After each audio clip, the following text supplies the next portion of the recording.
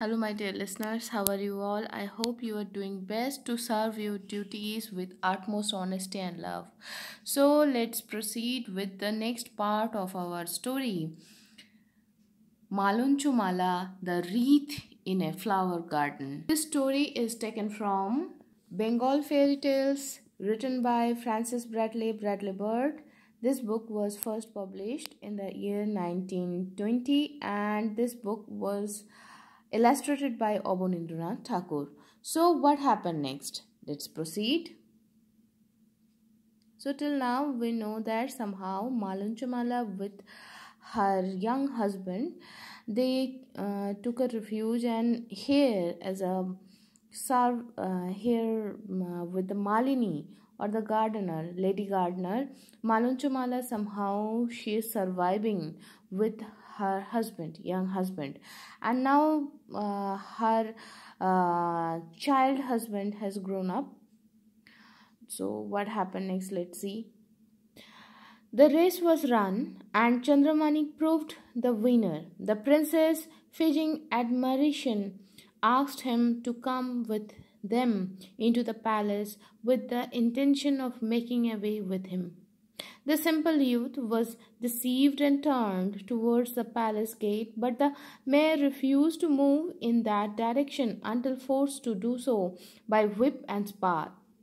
As soon as they reached the tower at the gate, the princess from the balcony cast down a garland of flowers which encircled the young man's neck. The princess were much puzzled. The idea was forced upon them that the garland was of betrothal and that therefore they could not harm him openly. They racked their brains, however, to discover some means of injuring him, and relating the circumstances to their father, asked him to call a council to determine the course to be taken. At the same time, they bribed the councillors to advise him to do something that would remove the man they hated from their sight. They succeeded, and the decision was that the Mali's son could marry the princess only on the condition of being, after the wedding, incarcerated for 14 years. That night, the nuptials were celebrated and the wedded couple, after 3 days, were separated, and the bridegroom was cast into a dungeon with an iron chain round his neck.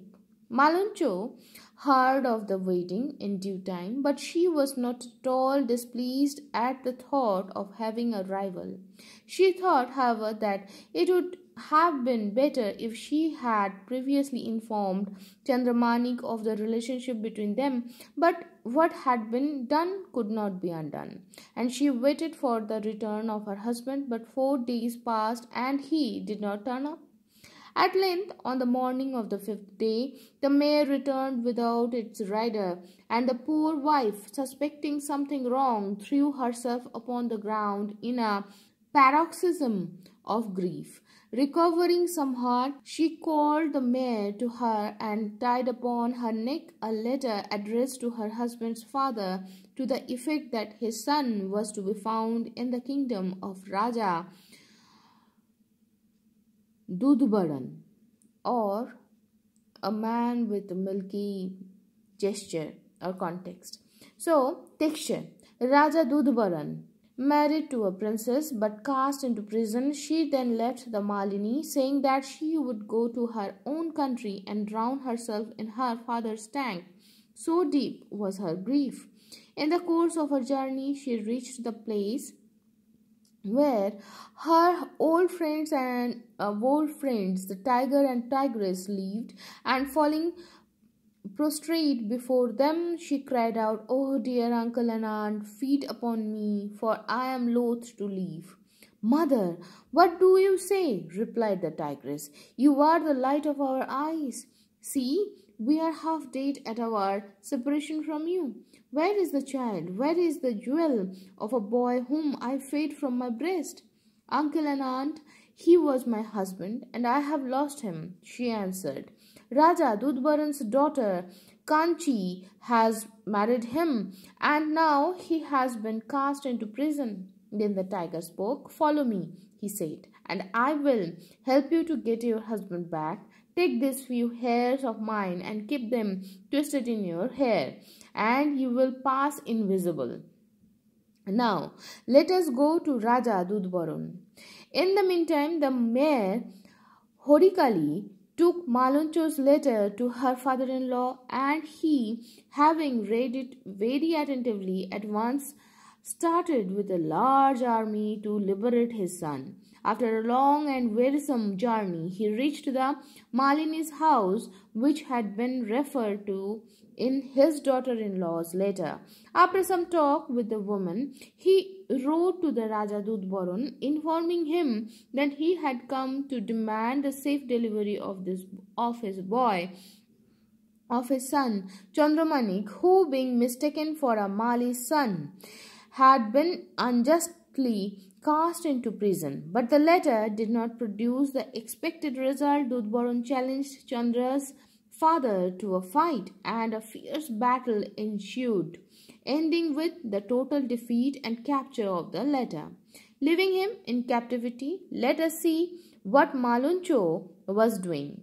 With the tiger's hair twined into hers, she immediately entered the dungeon where her husband was, lifted his emaciated form from the ground, and embracing him, imprinted 1,000 kisses on his cheeks. Delay was dangerous, and she commenced breaking the chain around his neck with her teeth, which had been made sharp and unyielding as a file by her having chewed a leaf the tiger had given her. Link after link fell to the ground, till Chandra, free from the chain, took Maluncho by the hand, and, strong with the tiger's milk he had drunk while young, burst open the door of the dungeon. And the tiger and the tigress meanwhile entered the palace and made a feast of the men and the animals they came across. The 7 princes were devoured, and the princess Kanchi would have met the same fate if Maluncho had not burst in and, overcome with grief, cried, "Oh, uncle and aunt, have you destroyed everyone here? Are Chandra's relations by his late marriage all killed? Is she who married him out of pure love alone lost to him forever?" The tiger replied that no one of the royal family was alive except the princess, and that she too must fall under his and the tiger's jaws. At this, Maluncho, beating her head upon the ground, adjured them to spare the girl.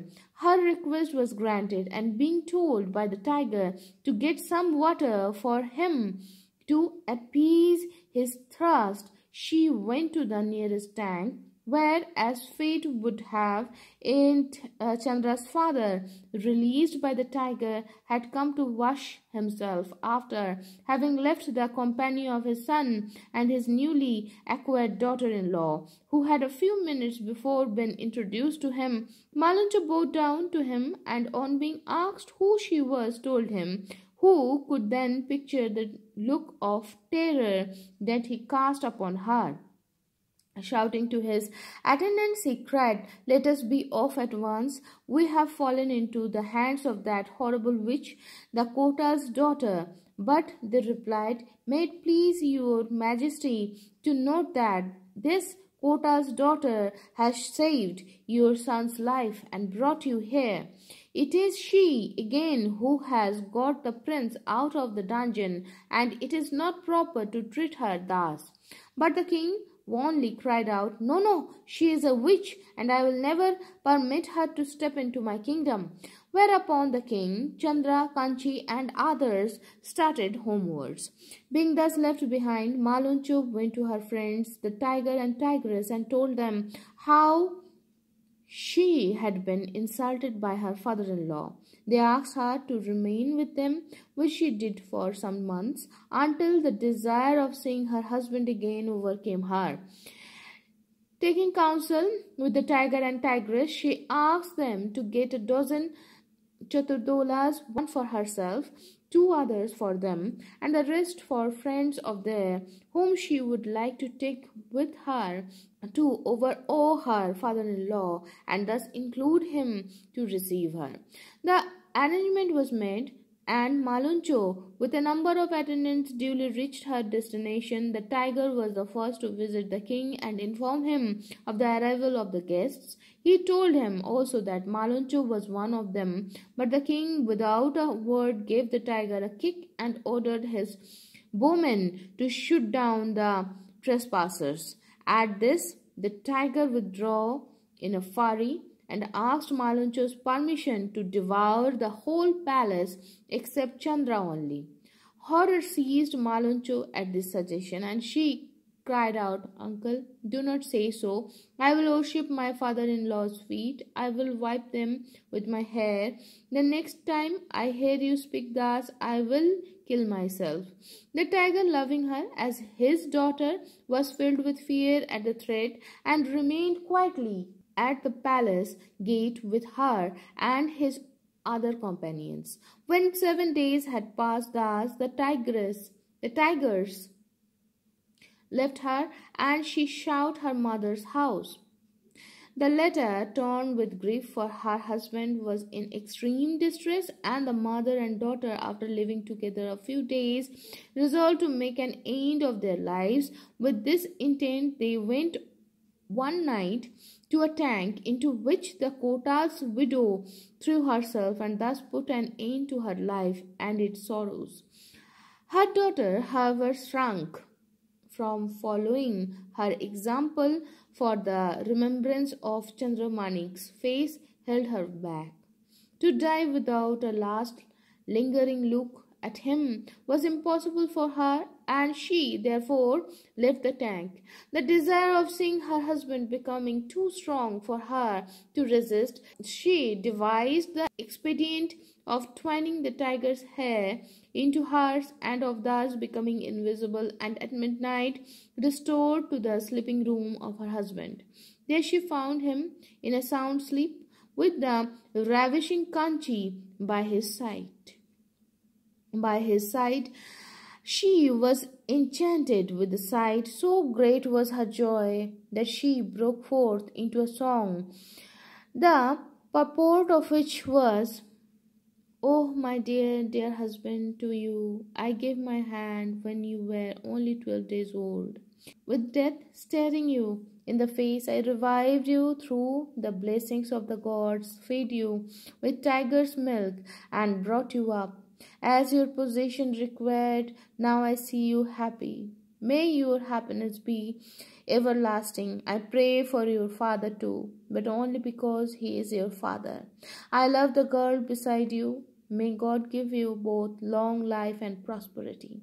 When in her excitement her voice rose high, and the tiger's hair, disengaged from hers, fell to the ground, Chandra suddenly awoke, and seizing her by one end of her sari, he asked her who she was. She replied that she was a common maidservant, but he said, "No, that can't be.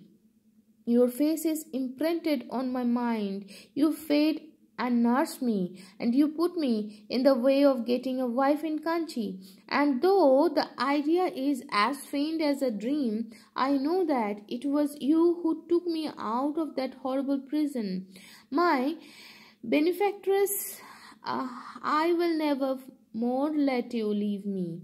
Tell me to whom I owe my life and this happiness." Maluncho replied that his questions could not be answered, as it was dawn, and the people in the palace would overhear her.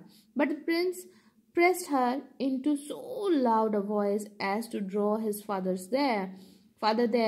The latter was amazed to see the Kotal's daughter, whom he detested, with his son, and he cried out, "It is a witch. She must be driven out." "But father," replied the prince, "she has been always very kind to me. Why cannot you bear the sight of her?" The king, however, only grew more angry. "Forget her kindness. She will kill you," he cried, and then, turning to the Kota's daughter, he rudely drove her away. "Be off, you evil witch! You shall lose your head if in the future you ever again thrust your presence upon my son." No repetition of the order was necessary, for Maluncho, greatly alarmed, quietly slipped out. Nothing was heard of her for the next 12 years.